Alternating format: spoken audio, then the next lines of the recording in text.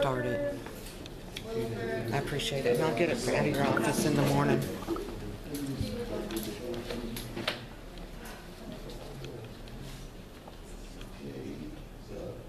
Special ed?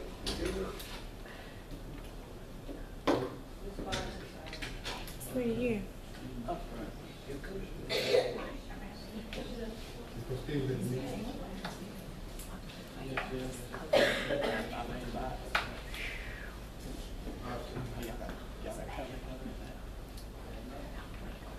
All right, we'll start off with any concerns or anything that need to be discussed by departments. Mr. Coleman, here's your book. And Coach, the rest of y'all who I have, I'll have to get them to you. Anything by departments we need to address right quick? Okay, I'll say mine, Ms. Ingram, you want to do your instructional remarks as far as?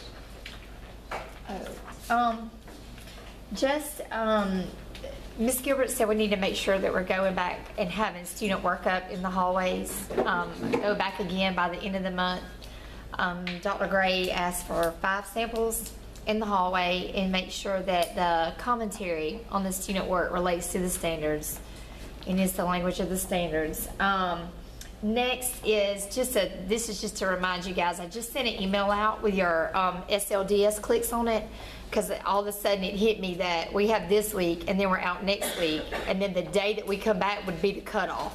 So we need to get it done by the end of this week. So I just sent the email on that, and then just in your PLCs that we're having with Miss Watts and I, we're going to be going back over the reading strategies with everyone one more time to make sure that we're following them just like they are on the Comprehensive Reading Solutions website, because they will be, Striving Readers will be coming in January. So we have about 3 weeks left, and they're going to be looking to make sure that we're following it exactly as they have it laid out. So we're going to be doing that. And if you guys have questions about anything, just Ms. Watts and I have been sending out a survey. We got like 50-50 reply on it. So if you need help with something, we don't know if you don't reply. So make sure you let us know if you need help with something so that we can help you. And that's really about it. And also, there's some more Striving Readers conferences coming up, especially department chairs. We need to plan on looking at that and picking up some, because I know it's kind of been the same ones going, but every time we go, you kind of learn something new. And it kind of gives you a better understanding as to not only we're doing it because of the grant, but how it can really be beneficial. Because there's a lot of stuff that's going on from all the way from data research all the way to other schools sharing. There's some pretty good conferences. We got some more coming up, so y'all be looking at the calendar and make plans on attending some of those. Graduation rate came out. Thank you all for your hard work on the graduation rate.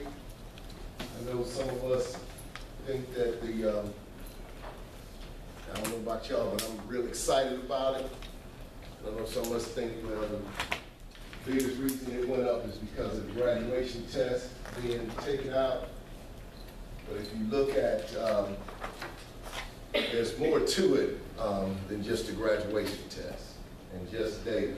I was looking at the results, and I know a lot of times when you talk about in our RESA area, you talk about in our Oconee RESA area, a lot of times they'll put Putnam and Jefferson County, Johnson County, Hancock, you know, our RESA area schools.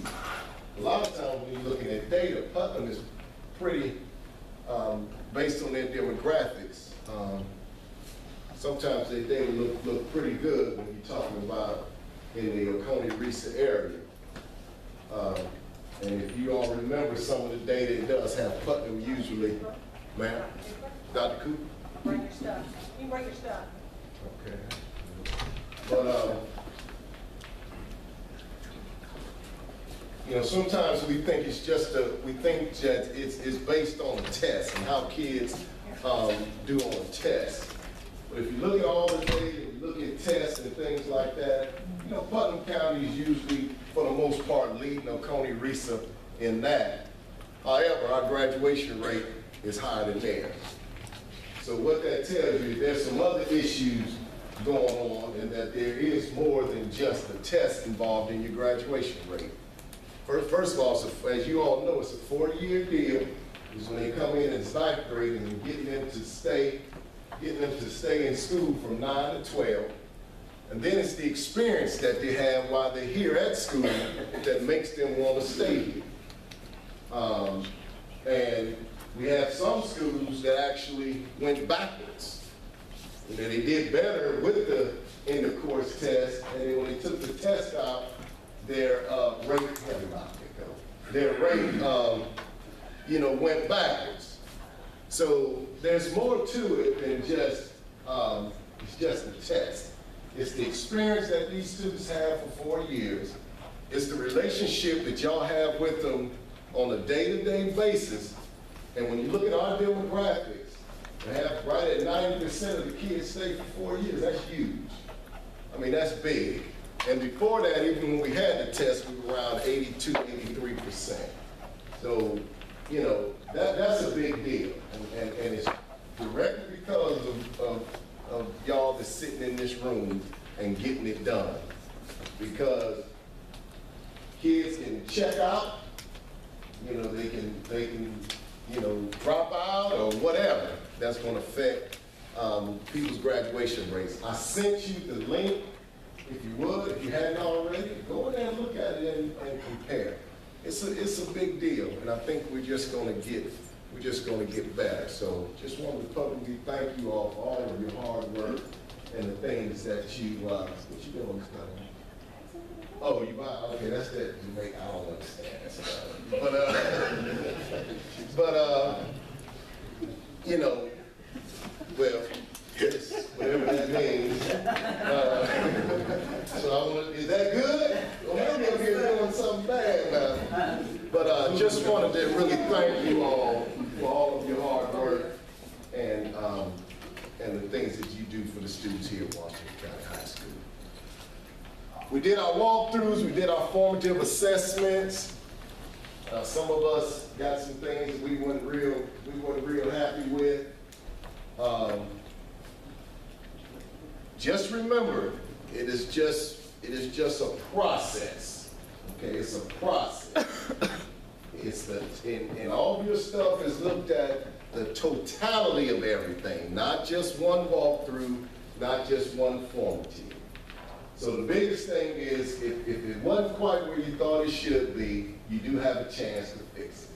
So it's not something that, and we're going to take time and, you know, I'm just going to talk about how that final,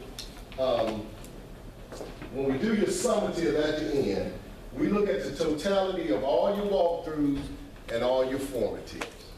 But it's not a calculation. For example, when I get on the summative and we look across all your walkthroughs, and say you had one needs improvement. Well, if you had more P's than needs, and of course for that standard, based on what we saw in your summative, of course it'll be proficient, okay? And then once we plug your proficiency in, then the computer calculates and gives us the level as to where you are. So it's not a formula where you divide these numbers and these numbers. So it doesn't work that way, okay? When we looking at the final one, based on the summative that we saw and based on everything else that we saw, that's how we determine, you know, 3, 4, 2, 1, whatever. So that's how that's determined. It's not an average, okay? It's not an average. I sent you all the, y'all have the blue cards, and then I sent you this interrelated reliability probe. If you'll just follow this, you're gonna be fine, okay? So here is the standard, and down here it gives you example that when you're trying to do that standard, what the students, what they should look like that they're doing. Okay, it's not a checklist. For some of us, if we're not real sure of what we're looking for, if you need this again, I'll send it back to you. But if you look at this, it'll give you an example of what each standard looks like. All right, for example,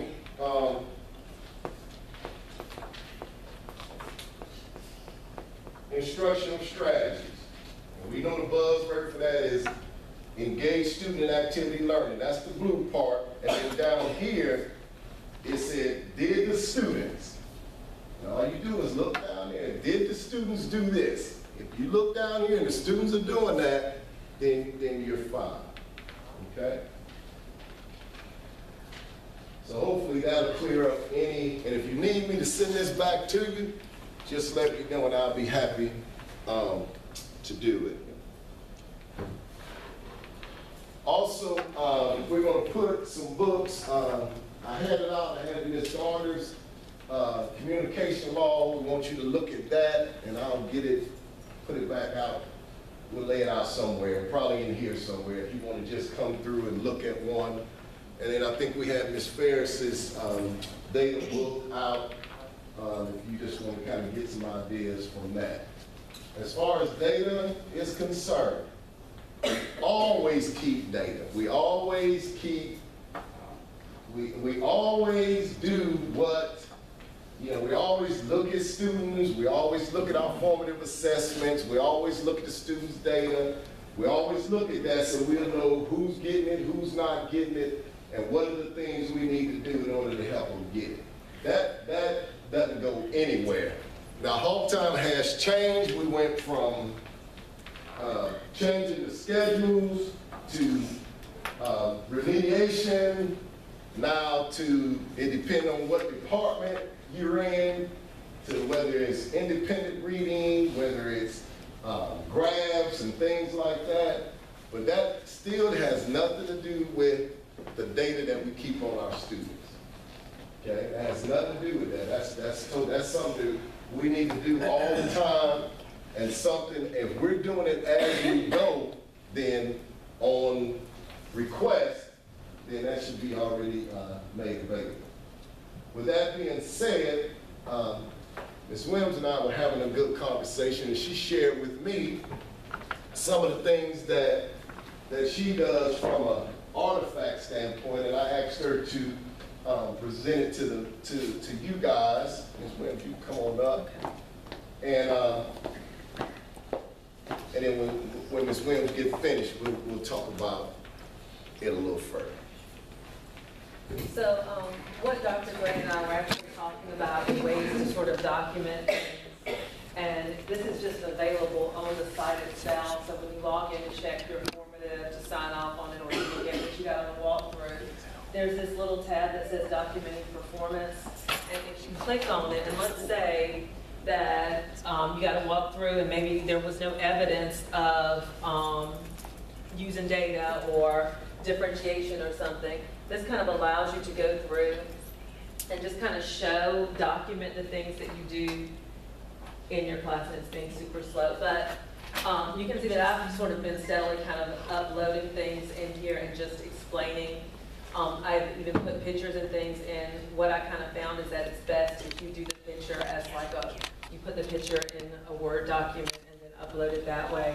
So I'm just going to kind of randomly click on stuff. So this was a test, actually the whole lesson that we did.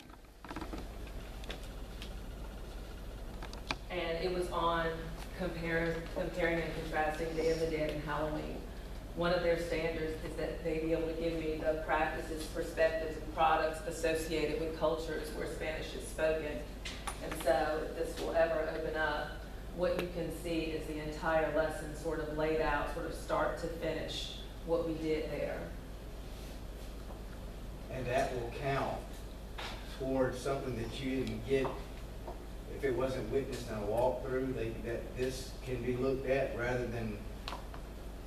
what TEKS actually says is that if there's not enough evidence to rate you on a particular standard, that upon request, that the administrator can ask you to give them additional artifacts to support a rating, or that you can just on your own upload that. So let's say if you do something, I had a question about something I felt like I should have been a 4 on. Well, I just went ahead and uploaded artifacts to sort of support that, so the next time they'll sort of revisit that for me. So this is just standards-based instruction. I have my standard here. I have what they had to do. This was a ticket in the door where I had it posted, and they just put their names on these little sticky notes. And if they felt like they were getting it, they put their name in that section. If they needed more help, they put it there. And if they needed a lot of support, they put the sticky note there. And I grouped them that way. And so this is what we just call a ticket in the door. And then I showed what we did. So this was my guided group. So they did peer editing. The essay was in English, and they just edited according to that writing rubric that the ELA department has given us. And then I went through and kind of talked to them about the things that they saw and where they may have needed some corrections and things like that. My group that was sort of getting it but not quite, they did a collaborative reasoning thing where I had them go through and they talked through a topic. And then I had them actually post like a little summary of it on my Padlet. I'm not being cheesy, they just never know where mine is. And so I just put my picture on it so they'd see what they were responding to, because what Padlet does is it creates this huge, basically, board where they just post things on. So this is like all the groups, how they responded. And then for my groups that needed more help, we did like a sorting activity where I had little information on it, and they had to pick between Day of the Dead and Halloween. And they used that to kind of start the essay, so they already had a basis for that. And, let's see if I can close that up. These are other things. This is actually something I got today to kind of show how we are using the standards. And this is an essay that a student wrote. No, I lied. Okay.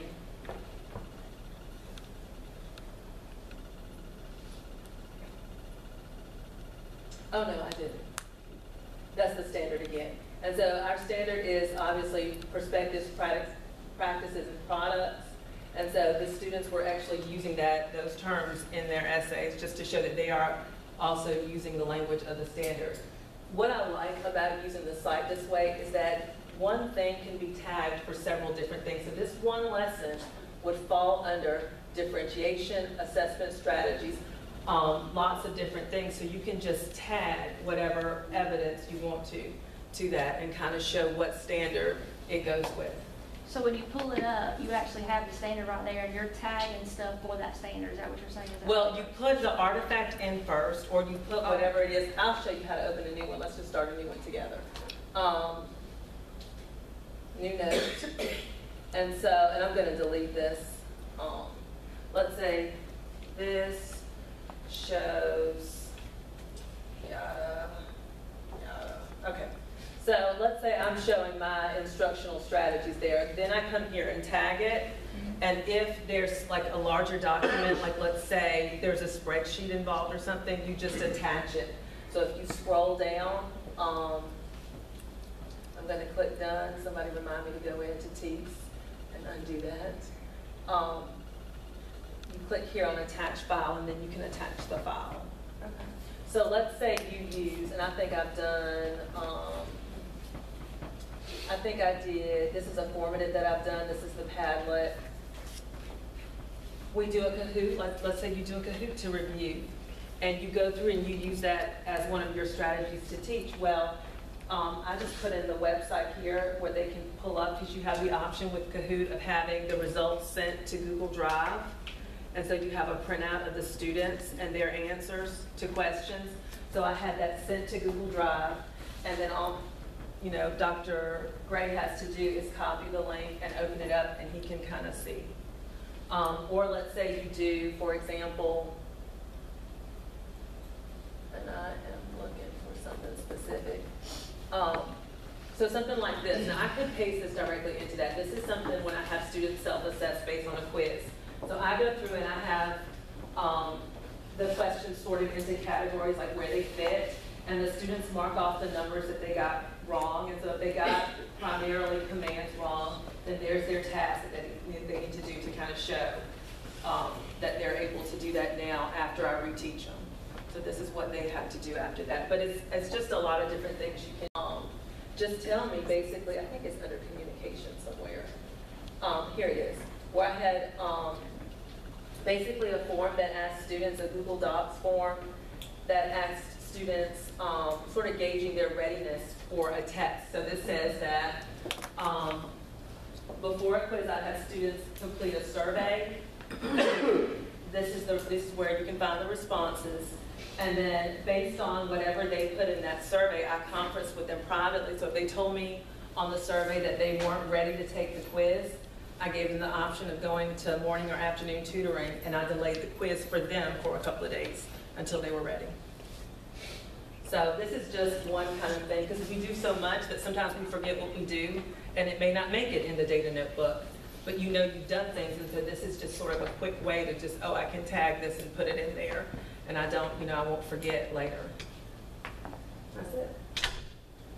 So do you tell your administrator that there's stuff there for them to look Yes, at? I have tried, and Dr. Gray, I don't know if you got it, I tried to do a whole send email thing, but I don't think it's working. Okay, I'll look. So you can look to see if maybe it's in your junk mail or something like that, but I tried to do that just today, just to kind of see if it would work, but I don't know yet. Okay. Otherwise, I think they want you to just email them and let them know. Yeah, and thank you so much for that, Ms.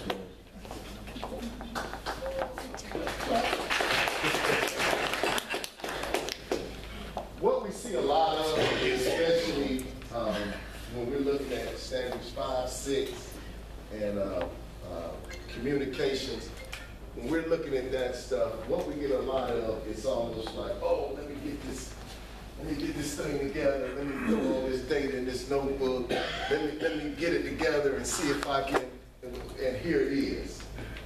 So what we're going to do is totally up to you.